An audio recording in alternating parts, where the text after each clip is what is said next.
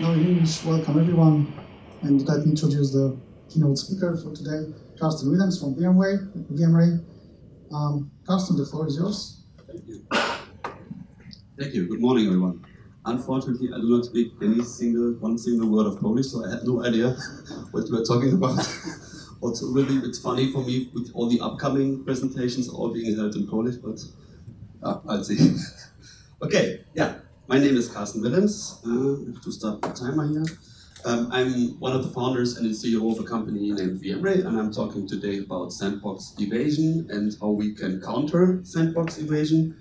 And just to motivate why I'm the right guy to talk about that topic, I will just spend a few sentences on my background. So I studied computer science in Germany, in Aachen, and as part of my diploma thesis, I created a tool, a software for automatically analyzing unknown files and detecting malware. And that was in 2005, and at that point in time, there were no malware sandboxes on the market at all. There was one tool from Norman, which today is Symantec, called Norman Analyzer, but this was a very first approach to automatic malware detection. My diploma thesis had been converted into a commercial product, CW Sandbox, which no exists anymore today, but it was one of the first commercial tools for detecting and analyzing unknown malware.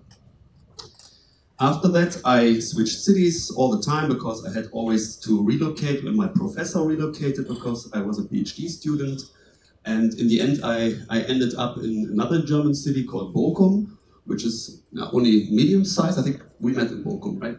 The great thing about Bochum is that we have a lot of universities there because we are in the Ruhr Valley with a total amount of 12 million people, and there are 5 or 6 big universities, and there are also 2 universities which teach a dedicated cybersecurity master's program. So we have a lot of cybersecurity people, companies, startups, and all that ecosystem. I spent there another few years on malware research, on system vulnerabilities, also hacking hardware and satellite phones and stuff like that. But in the end, again, I went back to sandboxing. And I built another sandbox. And I built another company around that, and that is VMware. So VMware today has 50 plus employees. Most of them are still based in Bochum, but we also run sales and marketing in the US. Okay, that's for the background. So I spent more than 10 years in sandboxing, building different sandboxing technologies, seeing that arms race between the attackers and the defenders and stuff like that. And that is why I want to talk about how attackers try to break sandboxes or evade sandboxes, and what we as security researchers, sandbox vendors, and all the people from the defensive side of the food chain can do about that. So what is a sandbox? I mentioned sandbox several times now, and there are slightly different understandings of what that is. When I talk about a sandbox, I mean a malware sandbox. And a malware sandbox is an automated system that can tell you for a suspicious or a malicious file, or let's better say for a suspicious file that comes into your company network as an email attachment, as a download, or placed on a USB device found on your parking lot or whatever, and the sandbox can automatically tell you if that file is malicious or not.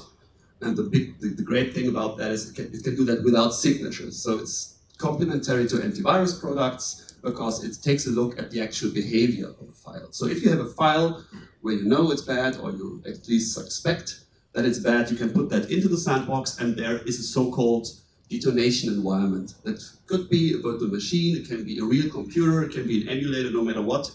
The main part is that inside that detonation environment, there is an operating system, usually that is Windows, but it can also be Mac OS and whatever. And the file that you want to learn something about is actually started. So if it's an executable, it's executed. If it's a PDF document, it's opened in an Acrobat reader, for example. If it's a Word document, it's opened in Word, and so on and so forth. And then the sandbox lets execute the file for a certain amount of time. And it's taking notes. So every time when the file is accessing the file system, the registry, the network driver, whatever, everything is written down. Everything is logged and protocoled. And after a few minutes, execution is stopped, and the detonation environment is reverted back to a clean state for another analysis, for the next one. And the sandbox then takes a deep look at all the recorded behavior and looks for behavior patterns that are malicious or at least suspicious, and then can tell you, okay, there's a Word document that encrypts all your local files, that activates your microphone, that copies all your emails to some Chinese computer. Well, at least it's suspicious, yeah? If not malicious. And the sandbox can block that file. And in addition to only telling you if something is bad or not, you also get a very detailed report. Why is something malicious? And that is important for all the incident response people, yeah, which need to clean up systems, change firewall rules, and stuff like that. Okay, that is the sandbox. After the sandbox protocoled and monitored all the activities, it has to look for, I mentioned these, for these typical behavior patterns, and with these scores you can see there are behavior patterns which are more obviously malicious, like encrypting your files or modifying your master boot record.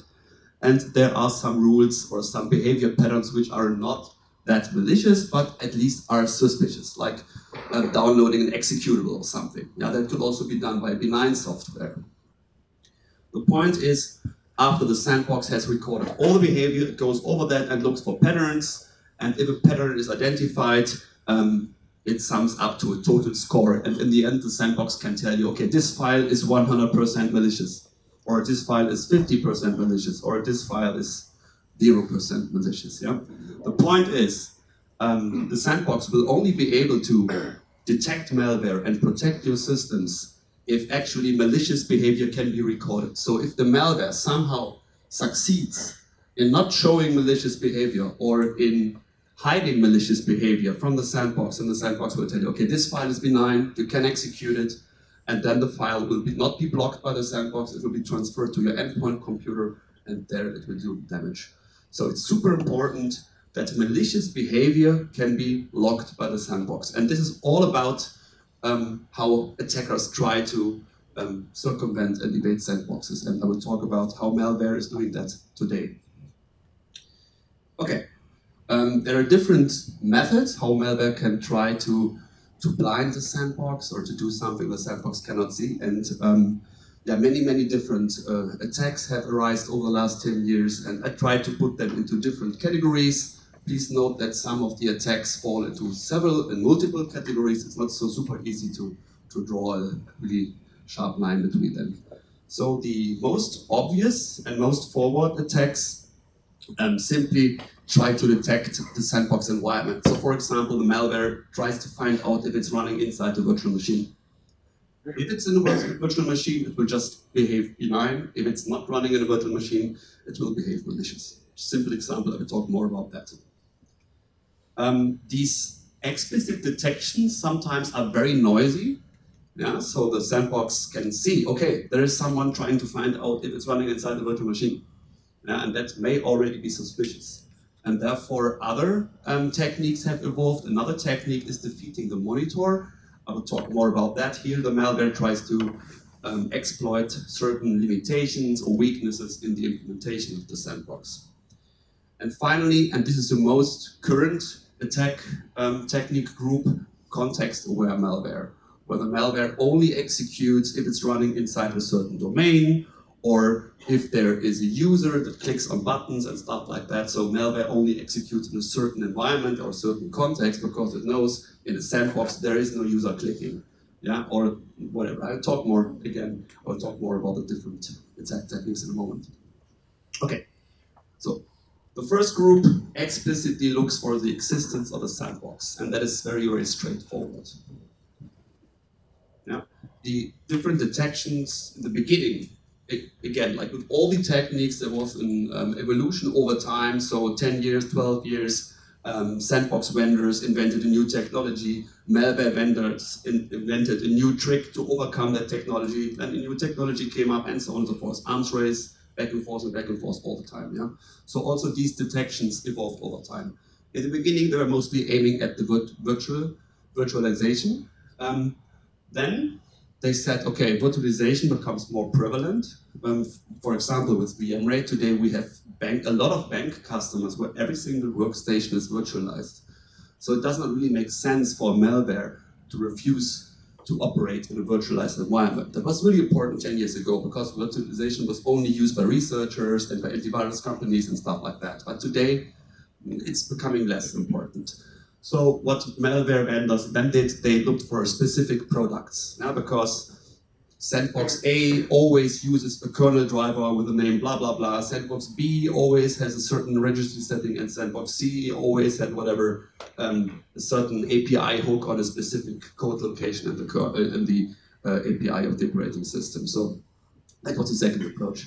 And then finally, and this is what we see today, malware moved over to not looking for a sandbox or for an artificial environment, but instead it looks for, is this really a used computer? Are there bookmarks, right? Are there something lying on the desktop? Or do we only have a 1 core, 2 gigabyte, 10 gigabyte hard disk environment, which is today only found in sandboxes and not on a real computer, because there is no 1 core computer sold, or not 1 core, but 1 hyperthread computer sold anymore to real people. Okay, let's now take a look at concrete examples. Yeah? Again, this is virtualization detection, which still happens today because most of the malware developers are stupid, are just copying code from the internet, and I still see malware that checks the username for value Hans Wurst, which was used 10 years ago at the university in Aachen by one of our stupid admins. But no other security product uses a username Hans Wurst anymore. But still, we see that the malware because people are copying code from the internet. Yeah? So VM detection is still a thing. VM detection can be done in a simple way, just checking certain registry keys or file names or the name of the device driver for the graphic card. If that is VMware or KVM or VirtualBox or whatever, then it's clear that you're running inside a sandbox. Yeah, there's a big or large attack surface because there are so many artifacts of hyperviruses today. You can find the strings, VMware and stuff like that everywhere, all of the system. How can we encounter, or can we counter that as sandbox vendors? Of course, we should clean up everything. We should make sure that there are no strings left inside the virtual machine. We should avoid para-virtualization because with that it's impossible to get rid of the specific drivers or whatever. And if it's possible, then just use your own hypervisor, or at least take one hypervisor and customize it so that there are no strings left inside the virtual environment. But there are more sophisticated attacks of finding out if you're running inside a hypervisor. So the CPU tells you that, for example. There are certain CPU instructions that you can execute where the CPU tells you, yes, you are virtualized, or no, you are hypervisor or biometric. To some extent, these features are can be disabled, but sometimes it's not possible. Yeah, so if you're running an out-of-the-box hypervisor, sometimes this is complicated. And then there are even more sophisticated attacks, and these are really hard to overcome by a sandbox. So we see a lot of attacks against or detections of hypervisors that use timing. Yeah, so for example, there are certain instructions like the CPU or the CPU ID or the RDTSC instruction, and these instructions take only a short amount of time if they are executed on a bare metal system. So you can see here 150 clock cycles on a real computer, and if you execute the same instruction inside the virtual machine, it takes 5,000 clock cycles. So there's a big difference between the timing. Yeah, so the malware can do that just to find out if it's running on a real computer or a virtualized environment. And there are many other ways how malware can try to find that out, right? You can hammer the RAM, or you can try to measure the time that the cache influences on execution and stuff like that. So every time there are shared resources like RAM, cache, CPU time, shared between the hypervisor and the virtual machine, or the hypervisor and multiple virtual machines, every time someone is sharing resources, the malware can measure that, by timing attacks. Yeah, this is very hard to prevent, so this is a good approach for malware. One of the problems with that is that these detections are sometimes very noisy.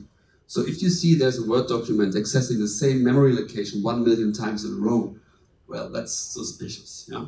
Or if you see that the malware is reading out the timestamp counter from the CPU all the time in a loop, or between certain instructions, and this is also suspicious. Yeah? And even if you're not able to to fake that to a malware, you can at least tell the user, well, I don't know what that file would do if it would run on a bare-metal system, but at least it's trying hardly to find out if it's running on a bare-metal system. That could raise a flag already.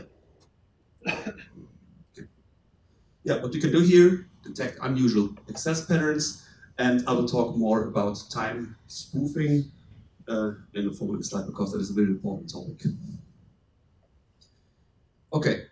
After detecting the virtual machines, the malware vendors try to detect specific products, because I already said that many sandbox technologies, at least I would say all sandbox technologies that were current a few years ago were dependent on a so-called agent. So they put the malware into the detonation environment and executed it there. And in order to monitor what the malware is doing, they had to put a kernel driver, API hooks, additional processes, whatever. They had to put their own stuff into the same system where the malware was running as well in order to monitor it. And all these traces can be spotted by the malware. So if there's a certain file or a certain DLL loaded, then it's clear, yes, I'm running in the ABC sandbox. Yeah, what can we do here? Randomization is important. So if a file with if you have a kernel driver, yes, and that kernel driver has a different name every time you analyze malware, then it's really hard for malware to detect that this is a kernel driver that belongs to a specific sandbox product. Because randomization is something that is really hard to programmatically detect. And anyway, there are so many kernel drivers usually on a system, there's not much sense in just detecting that there is something that you don't know. Another thing that you can do is a so-called agentless approach, and I don't want to do much marketing here, but this is why VMware is or how VMware is different to most other sandboxes. We are not dependent on an agent. I could tell you more about that later on if you're interested in that. Okay. Other things a malware can do to detect a sandbox is looking for weird hardware characteristics. Yeah, so I already mentioned that if you only have 1 core, 2 gigabytes, if there's no printer, if there was never a USB device plugged into your computer, if the uptime is only 2 minutes, if your screen resolution is a standard default value that comes after Windows installation, then yeah, these are sure signs for, okay, this is an artificial environment, this is not a real computer. And malware is trying to detect that. Yeah, so here it's important that you don't use the out-of-the-box configuration in your system. You change the virtual machines and stuff like that, so it really looks like a real computer. Yeah, and yeah, realistic resources. I mean, it's not hard to have a virtual machine with 4 cores and 16 gigabytes of RAM and 2 terabytes of hard disk. The problem only here is that if you're running a sandbox, usually you want to analyze as many files as possible. So you want to run as many virtual machines as possible on the same hardware. So it's only a matter of money, a matter of operational costs. If you can spend that, yeah, sure. And of course, very important and highly attacked targets do that. There are also software characteristics that a malware can detect. So usually there is some software installed on a computer, right? Some Skype or Office package or whatever million applications usually are installed. And very often in a sandbox, there's nothing. There's just a plain Windows operating system. And never the browser has opened before, and there is no history, there are no cookies, there is no files on the desktop. There are no downloaded files, there are no user files. The history of the shell, of the bash is empty because no one ever started the console and stuff like that. And all of that is checked by malware today. Yeah, so again, it's important to use a real system, a used system, a tear and weird. I don't know how that term actually is translated, but a used, polluted system, not a fresh victim image, virgin image. And again, randomization. Yeah, this is really important. Create many files.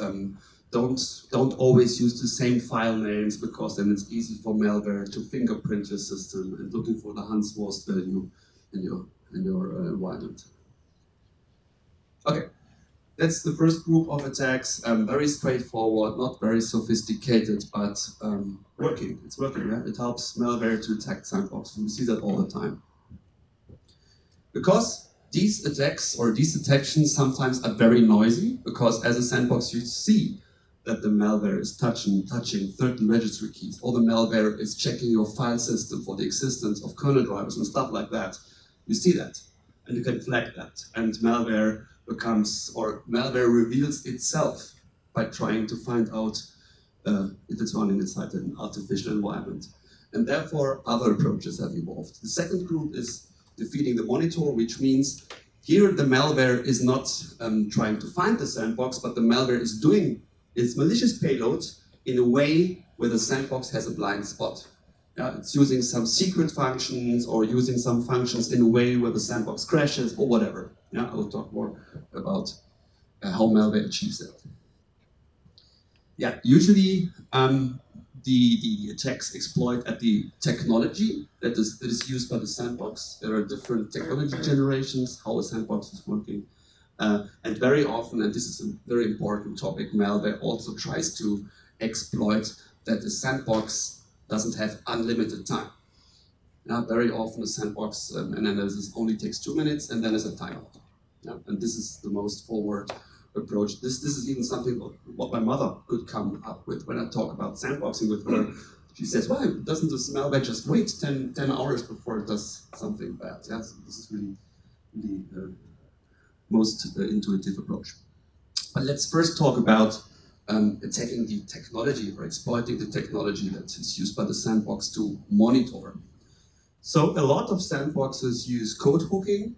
That means they put a hook on every single API that is provided by the operating system and that can be used for some security things. Yeah?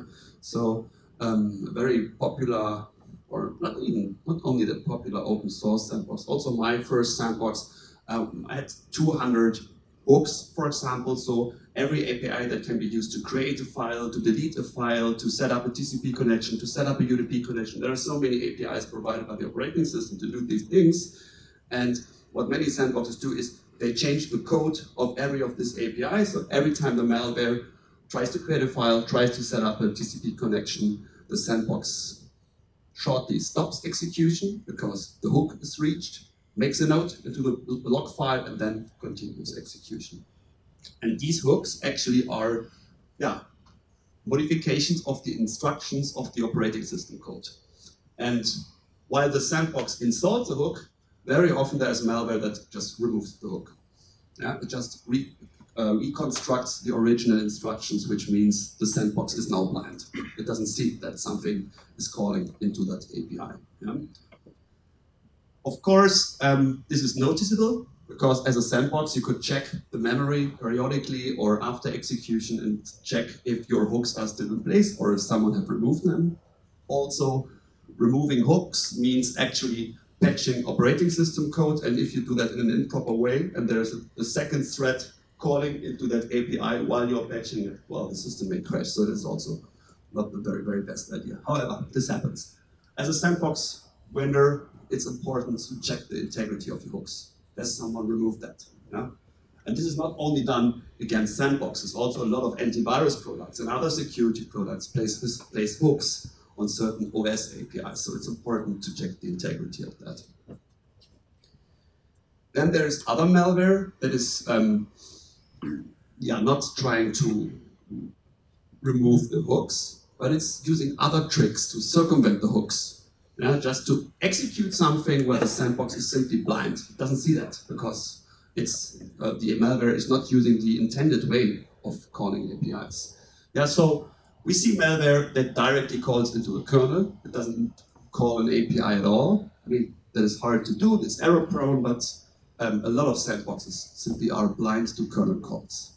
Then there's malware that uses undocumented APIs. I mean, today that is not so important anymore because both the malware vendors, also the security vendors know all the undocumented APIs, but a few years ago, from time to time, a new API popped up that one could use to create a file, to start a process, to download a file where no one else has thought or heard of before. I mean, there are 100,000 plus APIs in the Windows OS, for example. And what we also see, and we see this more and more, is malware that is jumping into the middle of an API. And it's just skipping the first few bytes. It's doing that because it knows, well, there may be a hook or there may be not a hook. I don't care. I just jump into the middle of the API. I will have the same semantic because APIs always start in the same manner, in the same way. You can emulate these instructions. And by jumping into the middle of an API, you circumvent a hook that may be probably there. That means your antivirus solution is blind, the sandbox is blind, and all the other security products that at least depend on this technology are blinded as well. Okay, so for malware, these tricks, especially calling directly into the kernel, are really, really hard to counter. They may cause instability. Dealing with the kernel directly breaks every time there's a new service packet, stuff like that, so you have to maintain. But if you really want to target one specific system, one specific organization where you know the patch level and stuff like that, or you learn about the patch level in the first stage of a malware attack, then yeah, this is a good way to do it. Yeah, and what can we do as a sandbox vendor against this? Yeah, this is what actually happened over the last 10 years. Sandboxes began as emulators, then there were user mode hooks, then there were kernel mode hooks, now they are hypervisor hooks, so we move deeper and deeper and deeper into the system towards the hardware, because the deeper we reside in the system, the harder we are detected for malware, right? Now we are in the hypervisor, so malware that is running inside the virtual machine cannot see us. It may detect the virtual machine, but it can't see the sandbox. But there is malware that can break out of the hypervisor, at least with certain vulnerabilities in the hypervisor, so we don't know what happens in a few years where to move with our monitoring hooks then. Okay, and this is the most obvious attack against the sandbox. As I've said, usually the sandbox runs only for a few minutes. 2 minutes, 3 minutes, and if the file under analysis doesn't do anything harmful within these 2 or 3 minutes, execution is stopped. Yeah, so it's really a bad thing if the red thing here, the malicious activity happens only after the sandbox timeout. And of course, malware vendors know that sandboxes only execute for a certain amount of time. So this time delay, this is something we see every day with every malware, not with every malware, but with a lot of malware. So what can we do about that? In most cases, the malware is stupid. Yeah? So it's just calling an API of the operating system saying, oh, sleep 10 minutes and then do something bad. And this is super easy to detect for the sandbox. If we see that an API for sleeping is called, we can simply patch that API parameter so that the system doesn't sleep for 1 hour or 10 minutes, but just for 1 second. Yeah? This is easy to do. Unfortunately, this is also easy to detect by the malware. Yeah, so it can query the system time, sleep 10 minutes, query the system time, and if system time only has a difference of 1 second, but the system tells me you have slept 10 minutes, well, that's super obvious. So this is something that don't really work with more sophisticated malware. Another thing you can do is, oh sorry, I'm already one slide ahead. So there are different ways how malware can achieve that. Yeah, just using the simple sleep API is very straightforward, it's stupid, it's easy to detect, it's easy to overcome, but there are much more smarter ways in sleeping. Doing some calculations, doing some encryption, decryption, using some functions that are not originally made for sleeping, but just sleep as a side effect and stuff like that. Okay, what can we now do as the sandbox vendor? The first approach I said is just patching the parameters, but that is easy to detect by the malware as well. Another thing is manipulating all the system timers. So I'm always talking here about the Windows operating system, and I'm pretty sure that is the same case with Android, Linux, and macOS. So at least in Windows, there are so many different spaces and locations in the kernel, in the hardware, in the processes, everywhere where the current system time is stored. So it's not okay just to patch one value, right? But it's doable. If you pick the right point in time, and if you know about the resources where the values for the current time are stored, it's really possible to fake a fast forward in time. Of course, this breaks if the malware is able to access the internet. Because if the malware hasn't to rely on local time resources, but can use time resources from the network, then again you're screwed. Yeah. What you could do then is detecting these patterns where the malware accesses a certain website, does something, that sleeps, and then accesses the same website again.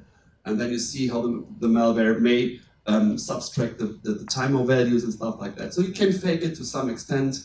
What others do is they totally forbid internet access at all to the malware. So malware just runs in an isolated environment without internet, which again is bad because some malware only operates properly if there is internet. So what we do is we use internet simulators, which leads to a situation like with WannaCry, where every single host that is trying to be contacted replies with yes, I'm here, so the malware doesn't work anymore. So it's an arms race, and there is no perfect solution to everything of that. But what you can do is try, give your best, and raise a flag every time something is a bit suspicious. Yeah? Okay, here are the remaining problems, especially the external timing resources. This is really a big topic. And it's not that the malware is explicitly accessing an NTP server, because that is obvious. Yeah, that is for getting the time. But there was a paper, or there was a prototype, another prototype years ago, where every single web server, every single HTTP server in the world can be used for these external timer attacks. Yeah. Okay, something that is a bit related to that is a technique called API hammering. So here you have some code that executes quickly on a real computer. So on a real computer without a sandbox, after a few seconds, the malicious payload is executed. But if you execute the same code in a sandbox, because the sandbox has to interrupt execution all the time and taking notes, in the sandbox, this execution takes a really, really long time so that the malicious payload is not executed before the timeout. And I mentioned already one example for that API hammering. So there's malware that's calling 1 million times, 10 million times the same API, and the sandbox has to interrupt 10 million times, make a note, resume execution, interrupt, resume, blah, blah, blah. So on a data system, this is fast. On a sandbox, it's slow. And one cool approach to that is so-called probabilistic JavaScript decoding. I cannot remember what the name of the malware was, but this was really a cool approach. There was a malware that consists of JavaScript code, and that malware was encrypted. And there was no key. Yeah? Usually, if you have encrypted malware, it is sent to you as an email attachment, and the mail body says, well, here's this super secret, confidential Excel sheet, and the password is blah, blah, blah. And then you enter the password, and that works. But in this time, there was no key. So what the malware did, it tried to guess its own key. It brute forced the key. So the malware decrypted first with a random key, crashed because the key was wrong. It decrypted with a second random key, crashed because the key was wrong, and so on and so forth. And eventually the right key was guessed by the malware. And then the code executed well. And on a native system, this took less than a minute. I mean, the key length was not that long, so this was okay. But on a sandbox, where every time where the eval, I don't know how to pronounce that, eval function of the JavaScript interpreter was executed, the sandbox has to interrupt, take a look at the JavaScript code, make notes, blah, blah, blah, very slow, very slow. And that means in a sandbox, this code decryption took 10, 20 minutes, so the actual malicious payload was never executed, but on a native system, it was very fast. I mean, simple approach, but effective. Okay, now let's come to the final group, third group, the context-aware malware, and this is something we see a lot. Yeah, so I mentioned virtual machine detection. Yes, that was the thing, but decreased over the years.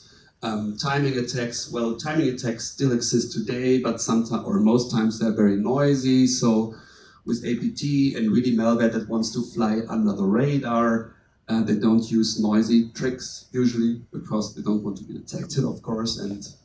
And what we see with this very sophisticated and also with the latest malware is malware that only operates inside a certain or expected context. So what does context mean? Context could mean two different things here.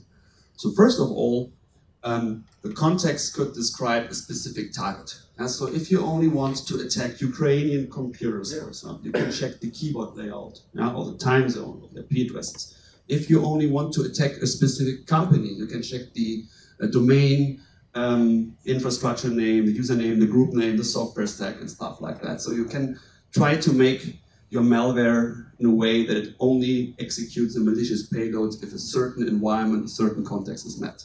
And that happens. The second thing, it's a bit easier and a bit more generic, is that the context here means an automated system. So you can create a malware that does not operate in an automated system. A malware sandbox always is automated. There is no guy clicking on buttons or downloading stuff or opening the browser.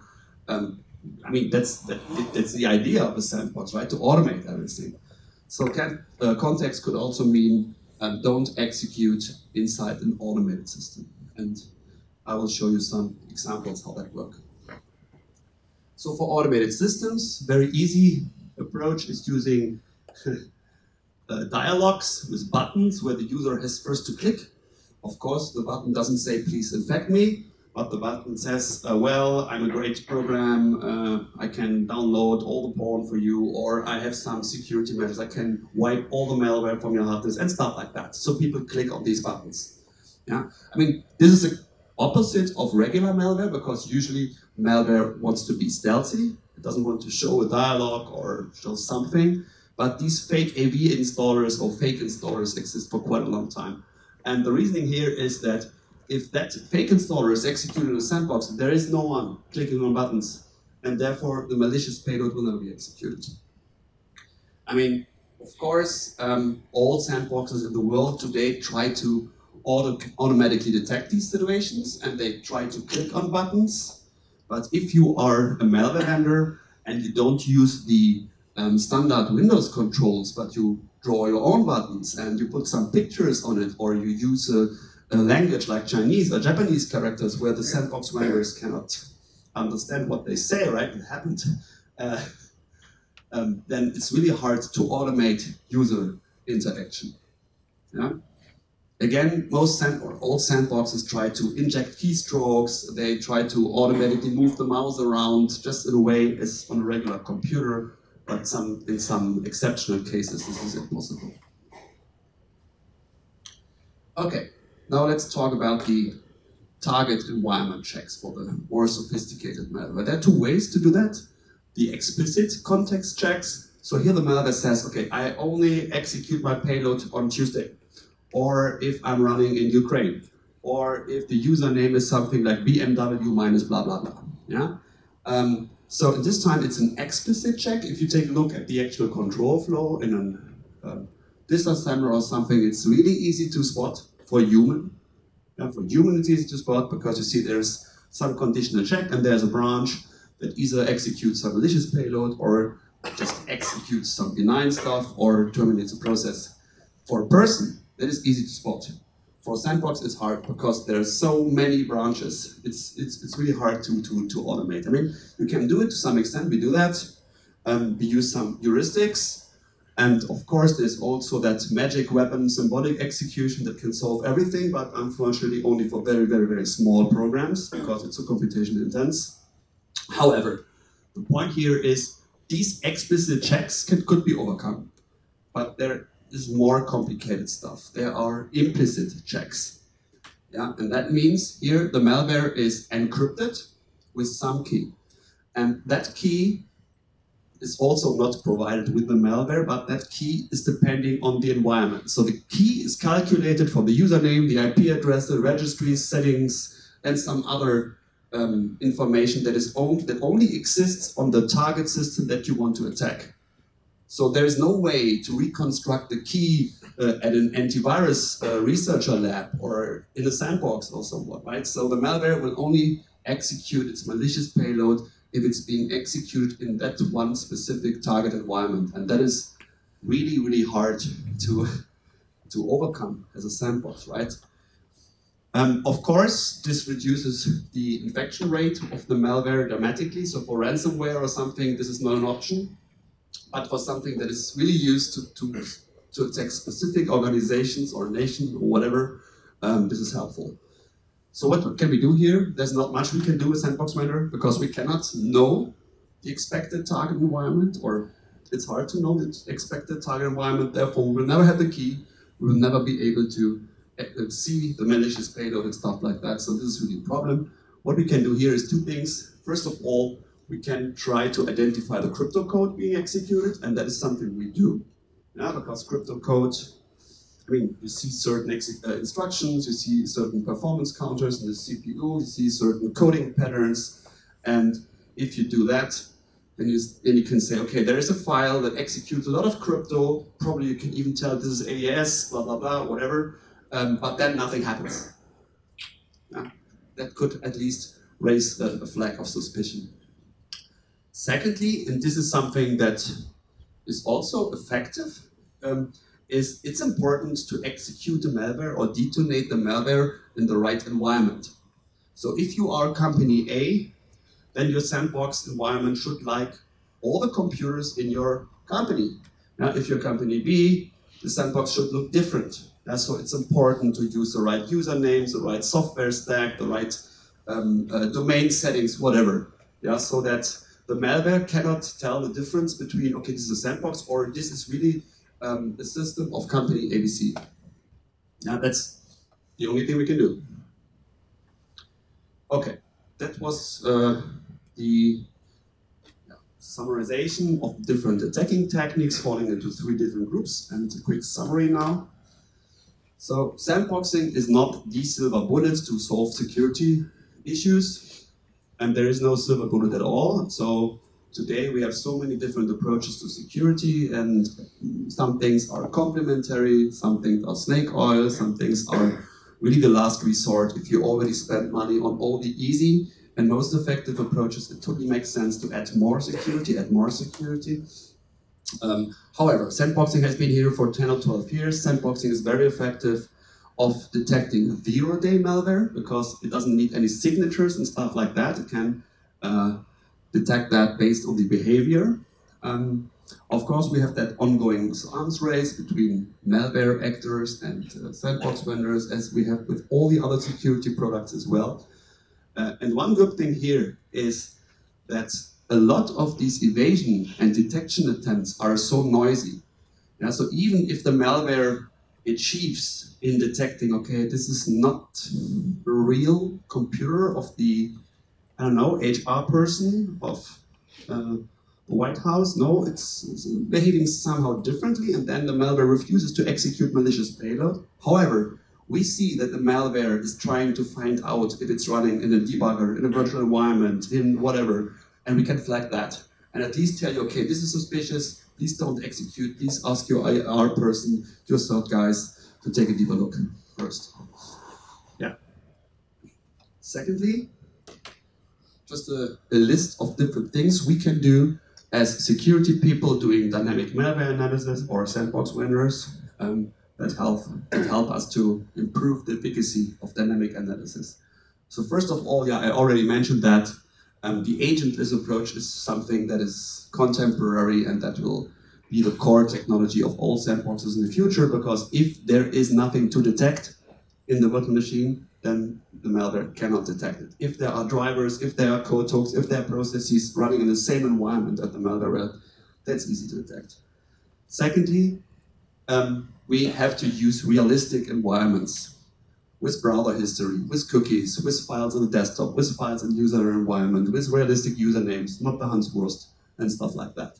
Yeah, also use realistic hardware sizes. So not only 2 gig of RAM or 1 gig of RAM and 10 gig hard drive. That is just something that would never happen in reality anymore.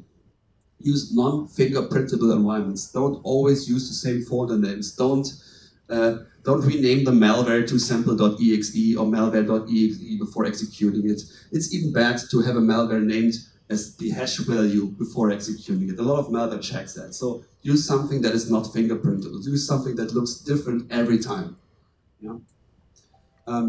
Then if you can customize your target environment, if you want to protect a specific customer or specific organization, and you have the golden image of these computers with all the software stack and settings and that, use that for detonating malware.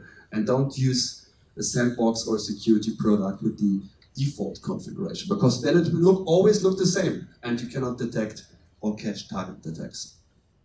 Yeah, and finally, and that is also true for many other things, if you want to automate malware analysis, do that in many different environments. So if you have, for example, a PDF document that exploits a certain vulnerability, it doesn't make sense to analyze it only in the latest Acrobat Reader version, because then the vulnerability will be patched and the file don't do anything bad, and the sandbox will tell you, well, this is harmless. And if the file is then forwarded to the endpoint computer with an older version of Acrobat Reader installed, then, well, it crashes and exploits that. So do that every time, get as much information as possible about each file and combine the findings.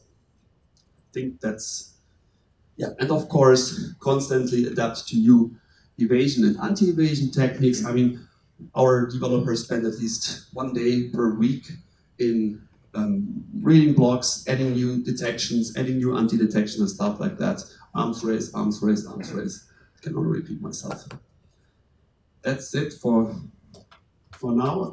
If you have any questions, I'll be here during the day. Probably will sit somewhere in the background because I don't understand your presentation language, but I will get it later. And if you have any other question and don't meet me, just ping me per email or whatever communication channel. Or I don't know if there are questions now or later. I think we have a question. Thank you anyway. There are questions.